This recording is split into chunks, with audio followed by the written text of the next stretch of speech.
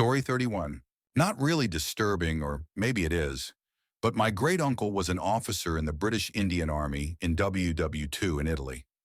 Now, he was a great guy when I knew him.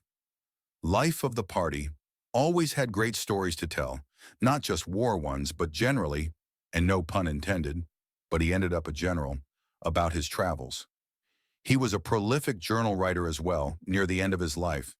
When he was dying, he asked me and one of my cousins, his grandson, to go over what was then nearly 60 years of writings. And Viola, they were pretty no-holds-bar, especially the war years. Nothing terrible, just a young officer's wartime exploits. And when not at the front, he had a damn good time. Except one. He was a company commander in Italy. His outfit was based in Naples. They relieved another unit, British, which had taken over what was the house of some Italian noble family as HQ. The lady of the house was widowed and still lived there. He had dinner with his predecessor at the house, and in his diary, he recorded that the officer commanding had regular conjugal relations with the apparently still comely lady, and advised him he could also enjoy such privileges once the handover was complete. They stayed there for like 2 months.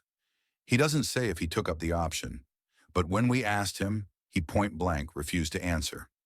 A man who was pretty open about everything, like he had pictures of him dancing with a belly dancer in Cairo, which he happily shared. But he said nothing there. And later we discovered he and his wife stayed in semi-regular contact with the woman until her death in the 1990s. He died in 2010 or so, and even stayed at the house once. If there was nothing sordid, why did he clam up? Story 32. My grandfather's mother, she lived well into my lifetime, made it to 99 YO. Never met her due to how hateful she was. My grandfather has 5 siblings who I've also never met because they are about the same, as is he, it turns out.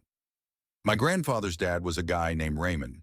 When he walked out just before slamming the door the last time, he looked and said, "One of you ain't mine," when his kids asked why he was leaving. Anyway, my grandfather's mother would do things like leave a single can of soup for 6 kids to eat, while she went and stood in the corner or did the fell-in-a-store scam. Every year she had a brand new Buick in her driveway, while her kids would sneak out over to the neighbors to eat, since she basically would feed them. One day she found this out and screamed at the neighbor for giving them a lasagna. But what can you expect from someone who told her 3rd-grade granddaughter, my mom, she hates her right to her face?